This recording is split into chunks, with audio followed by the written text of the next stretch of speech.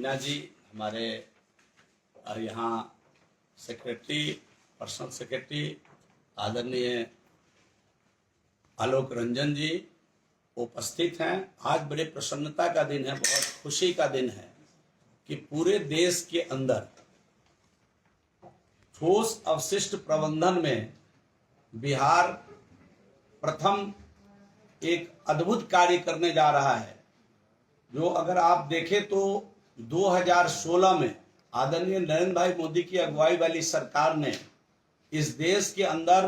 कचरा प्रबंधन के लिए एक नियमावली बनाई थी, ठोस अपशिष्ट प्रबंधन। तो ठोस अपशिष्ट प्रबंधन का उसके बाद से उस नियमावली के आधार पर कई राज्यों ने अपने अपने हिसाब से काम किया, लेकिन अगर देखा जाए तो बहुत ठोस अपशिष्ट प्रबंधन का बहुत ठोस कार्य कहीं कुछ ही जगह में नजर आई, बहुत जगह पर यह देखने को नहीं मिला। तो मुझे प्रसन्नता है आज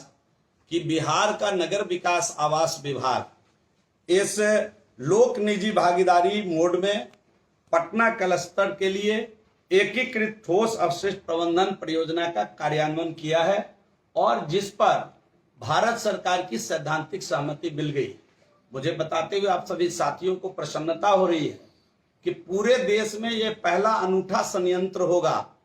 जिसके लिए 514 करोड़ 59 लाख रुपए खर्च किए जाएंगे और एक ही जगह पर अभी जो 11 नगर इकाई है पूरे पटना के अंदर, आप जाते होइएगा, कभी कभी आप मीडिया के साथियों की तरफ से शिकायत भी मिलती है कि साहब वहां कचरा तो ऐसे खुले में फेंका हुआ था। जब तक कचरा के लिए कोई स्पेशलाइज जगह फोकस करके हम उस पर काम नहीं करेंगे, उसका निस्तारण नहीं करेंगे, तो स्वाभाविक है एक बड़ा ढेर बनता चला जाएगा और दिल्ली और कई महानगर इसका भुक्तभोगी है। आज दिल्ली के अंदर चुनावी मुद्दा हो जाता है कचरे का पहाड़, तो हम उसको बिहार में नहीं बनने देंगे। ये आपके माध्यम से हम लोगों को आज आश्वस्त करना चाहते हैं और शहर को भी नीट एंड क्लीन रखेंगे। एक ऐसी योजना, ये कोई साधारण उपलब्धि आज विभाग का नहीं है, क्योंकि आज बहुत लोगों के दिमाग में ये बात आएगी या नहीं आएगी, लेकिन ये अद्भुत कार्य विभाग ने किया है कि पूरे नगर इकाई 11 नगर इकाई के कचरा को एक जगह जमा करके हम उसको 3 मशीन से सीधा सेग्रीगेट करेंगे। मैनुअल कुछ भी नहीं होगा, उसका प्लास्टिक एक जगह चला जाएगा, उसका धातु एक जगह चला जाएगा और रेस्ट ऑफ मटेरियल एक जगह सेग्रीगेट होकर के क्लियर हो जाएगा। और जानिए कि ये तो कोई चमत्कार नहीं है, आगे क्या करेंगे ये बताने के लिए आप सभी साथियों को मैं बुलाया कि कचरा से किस प्रकार सोना पैदा करना। अब वो राहुल गांधी वाली बात ना हो जाए। सोना इट मीन्स कि कचरा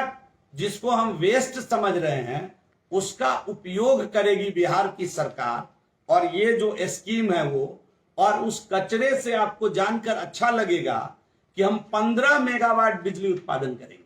देश में, पूरे देश में कहीं कचरा निस्तारण से 15 मेगावाट बिजली नहीं आ रहा है, कहीं कहीं बना भी है अगर तो 2, 3, 4, 5 मेगावाट तक बिजली वो बना रहे हैं। हम बिहार के अंदर इस कचरा निस्तारण से 15 मेगावाट बिजली इसी पटना के रामचक बैरिया में हम इसको बना रहे हैं। वहां हम 15 मेगावाट बिजली भी बनाएंगे। गैस भी, लिक्विड पेट्रोलियम गैस के तरह की गैस भी, जो मीथेन बेस गैस होता है, वो भी इससे हम बनाएंगे। और उस ठोस अपशिष्ट प्रबंधन करके हम खाद भी बनाएंगे। अब क्या काम करेंगे कि खाद भी बनाएंगे और जो अपना गैस है लिक्विड पेट्रोलियम, उस तरह का गैस भी हम इस कचरा से निकालेंगे और साथ ही साथ हम 15 मेगावाट बिजली का भी वहां उत्पादन करेंगे। और मुझे बताते हुए बहुत खुशी है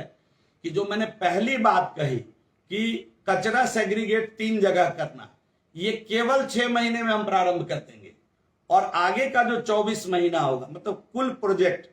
2.5 साल में हमारा 15 मेगावाट बिजली चालू हो जाएगा। वहां 2.5 साल के अंदर हम वहां गैस बनाना शुरू करेंगे और 2.5 साल के अंदर ही हम वहां 2.5 साल के बाद हम वहां जो अपना कंपोजिट खाद है उसको भी हम लोग वहां बनाने का काम शुरू करेंगे। तो इतना सारा लाभ जो अभी तक वेस्ट था, जो हमारे जनता मालिक को कहीं रख देने के कारण परेशान करता था, उस सब को कलेक्ट करके रामचक बैरिया में एक बड़ा हब बनाते हुए पीपीपी मोड में कचरा प्रबंधन करके हम लोग गैस भी बनाएंगे जो उपयोग में आएगा, हम लोग बिजली बनाएंगे जो उपयोग में आएगा, हम लोग खाद बनाएंगे जो किसानों के उपयोग में आएगा,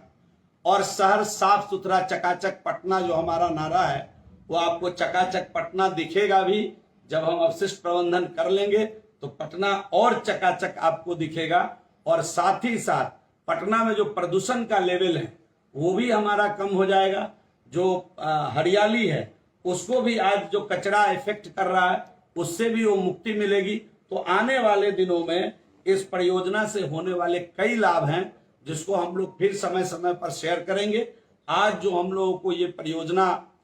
मिली है बिहार को करने के लिए, भारत सरकार की सैद्धांतिक स्वीकृति, और जो 514 करोड़ 59 लाख इस राशि में मुझे बताते हुए और प्रसन्नता हो रही है कि केवल 30% की ही अधिकतम राशि भारत सरकार इसमें देगी। बिहार सरकार का इसमें किसी प्रकार का कोई इन्वेस्टमेंट अभी नहीं होगा। 30% की राशि भारत सरकार इसमें हम लोगों को देगी, और बाकी पूरी राशि जो हमारे पार्टनर आएंगे पीपीपी मोड में वो लगाएंगे। तो अब ये कितना चालाकी से बिहार के अधिकारियों ने इस काम को किया, इन लोगों को धन्यवाद मिलना चाहिए कि बिना 1 रुपया बिहार सरकार का लगाए हुए